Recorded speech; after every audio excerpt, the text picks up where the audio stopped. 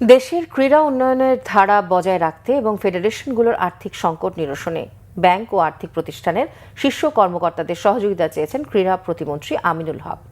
জাতীয় ক্রীড়া পরিষদে দেশের বিভিন্ন ব্যাংক ও আর্থিক প্রতিষ্ঠানের ব্যবস্থাপনা পরিচালক এবং প্রধান নির্বাহী কর্মকর্তাদের সাথে এক মত বিনিময় সভা করেন তিনি। প্রতিমন্ত্রী বলেন, দেশের ক্রীড়া অঙ্গনকে এগিয়ে নিতে সরকারের পাশাপাশি বেসরকারি খাতের অংশগ্রহণ অপরিহার্য। অর্থের অভাবে দেশের কোনো খেলা যেন প্রতিকূলতার মুখোমুখি না হয়, সে লক্ষ্যে ফেডারেশনগুলোর জন্য স্থায়ী আর্থিক নিরাপত্তা নিশ্চিত করা প্রয়োজন। তিনি আশা প্রকাশ করেন, ব্যাংকগুলোর সামাজিক দায়বদ্ধতা খাতে সহযোগিতা পেলে দেশের ক্রীড়া ফেডারেশনগুলো আরও পেশাদারিত্বের সাথে কার্যক্রম পরিচালনা করতে পারবে। দেশের কিংবদন্তি ও জনপ্রিয় ক্রিকেটার সাকিব, মাশরাফি আইনগত বাধা পেরিয়ে মাঠে ফিরলে তাদের স্বাগতম জানানো হবে বলে জানান আমিনুল হক।